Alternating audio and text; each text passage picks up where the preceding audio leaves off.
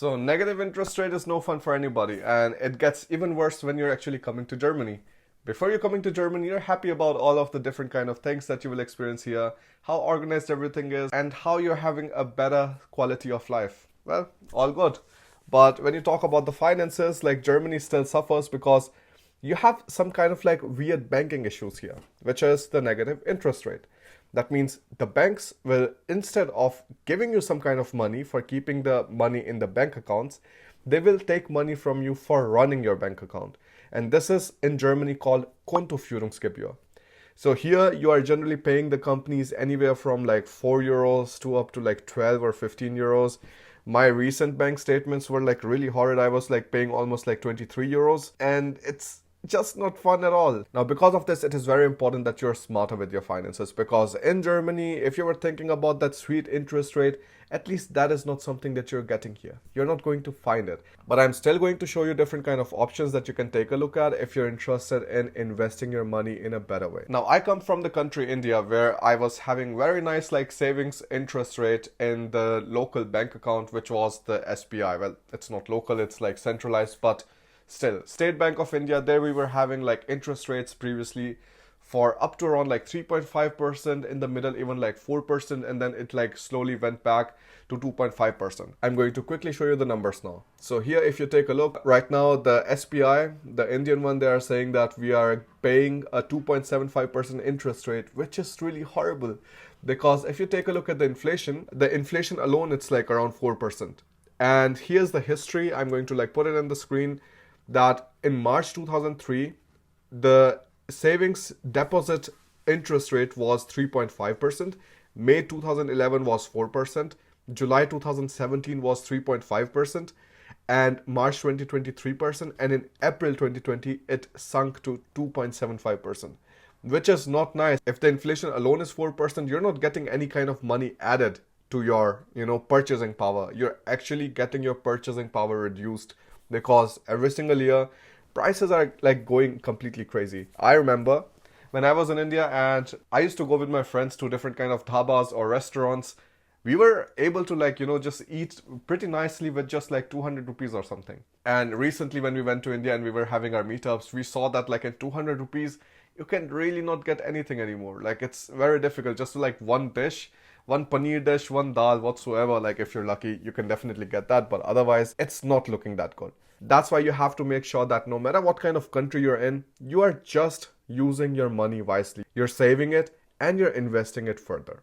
Now, some people don't feel like investing their money, and it's completely all right. I also felt the same way for so many years, because my family did not believe in it.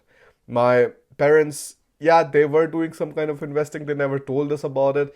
And when I was recently talking to them, and they were telling us like they had the money invested in some kind of like index funds and mutual funds and things like that, and I was like, why did I never knew about it? If somebody already started investing, then for you it is a lot easier, because you know that somebody else whom you trust has done it too. Now, this is the reason I'm showing you different kind of like money saving tips and investing tips in Germany on this channel. Now, what are the different kind of ways in which you can save money in Germany? The first option is Girokonto, or your current account. Some banks, Volksbank for example, gives students some very meager interest rate of like 0.1% or something. So if you would take a look at the check24.de and you will see the different kind of current accounts available there, you will see that some of the current accounts are actually having no interest rates whatsoever. So Dispotzins is the money that you are charged if you take more money from the bank account than you have. So essentially they're giving you a credit, and the Habenzins is the criteria that you are interested in, because that is the part which tells you how much money you will get back if you're investing some kind of money in the current account. Investing, well, with 0.1%, it's no investing whatsoever, and you're just losing a lot more money if it's just staying in your current account. So make sure that if you're thinking about saving money, all right, save it somewhere, but like do not save it in a current account. This is also the reason I shifted to N26 and I'm no longer using Volksbank, because of their horrid hidden expenses, and I'm never ever going to use it again. So that's the first thing. Current accounts in Germany, they are no fun whatsoever, so you have to make sure you have some kind of other options. The second option that you have in front of you, it's called the Tagesgeldkonto. So here you can invest money into different kind of funds. If I would show you on Check24, You have some different kind of banks. You have Alpha Bank from Romania, FCM Bank, and blah blah blah, all these different kind of banks. But if you will take a look at the German banks, so Volkswagen Bank, you have an interest rate of 0.05%, which is crazy. Like, how does it even make sense to put your money there? But most Germans say, hey, this is safe, I'm just going to invest my money in here. Well, if you are that kind of person, do that. But I do not see any sense whatsoever of investing 0.05% in Volkswagen Bank and 0.01% in Kreissparkasse. Never. Like, they are not getting money from me, at least. Then you have another option. In Tagesgeldkonto, of course, you can take out the money anytime you want, but in Festgeldkonto, which is a fixed deposit, there you cannot take out money for a specific period of time. So here you get some better interest rates, but you also have the problem that you cannot take out the money if you really need it. I'm the kind of person who needs flexibility. I want to be able to just take out the money anytime I want. This is also the reason I do not recommend Bausparvertrag, so like this Bauspar contracts everybody's making in Germany these days. There are a lot of hidden costs behind it, so I'm also going to like break it down for you in some other video. In this video, we just focus on the Festgeldkonto. So I'm going to show it to you now on the screen again. If you take a look at Germany. So in Germany, what you will see is that the interest rates are actually a lot lower. And now if you take a look at the Festgeldkonto or fixed deposits for Germany, you have from Credit Plus, which is 0.65% again, and it has the Laufzeit, or it has the contract period for 1 year. So for 1 year, you cannot take out the money. And then if you go to the details in this Check24, you will be able to read more things. I'm going to do a detailed breakdown of the different kind of Festgeldkonto, Tagesgeldkonto in some other video. Nah?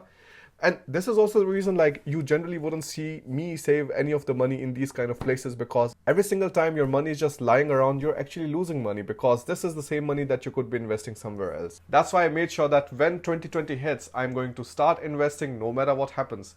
Everybody was thinking 2020 is going to just go completely great just because how 2019 was going. And even though things were very difficult, I still managed to save decent amount of money in the MSCI World ETF. And then I also bought some other stocks which are going to pay me dividends. So there are some here and there, but like in total now I have around 29,700 euros or something invested in the ETF. It goes up and down all the time, but I don't really take a look at it, because if you take a look at the longer run, it is always giving you a better positive yield than any of the other forms of investing. Plus, if you're using an ETF like MSCI World, you have somewhere around 1,600 different kind of companies, large and mid cap, in which you're investing from all over the world. That means you're having a very high grade of diversification. Whereas if you take a look at S&P 500 or something, then you're again still focused on USA. And in case like the economy in USA screws up, well, a lot of things are going to get worse. That's why you just have to see what kind of investment strategy you have to go with. But still, investing in index funds which accumulate over the years, that's what the core MSCI World does, in which I'm investing right now. That can give you a solid growth over the years and a better yield. Whereas if you take a look at the companies which pay you dividends, the course doesn't go up that much, but still you're getting some kind of cash flow, you feel happy. It's just a positive motivating factor for you to like keep on investing, and that's why I chose a nice combination of both of them, and you're completely free to do it the way you like it. That's pretty much it. These are the different kind of ways you can like start investing money in Germany, or like start saving money in Germany. I do not hold too much about this current account or the Tagesgeldkonto or even the Festgeldkonto. I'm not a huge fan of these. But if you're thinking about investing, I have made a video previously about the Investing Basics 101, so you can take a look at that. Some things have changed, and that's why I will be making an updated video for that in the upcoming days.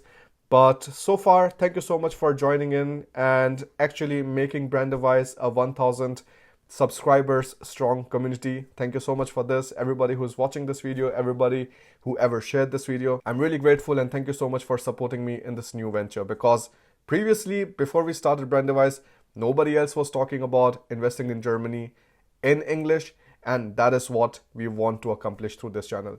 Right now, we are talking about investing. Once you have invested enough, then we'll talk about business, and we'll have a nice mixture of both of these worlds. So again, thank you so much, and I'll see you in the next one. If you have any kind of questions, let me know in the comment section below, and I'll see you later.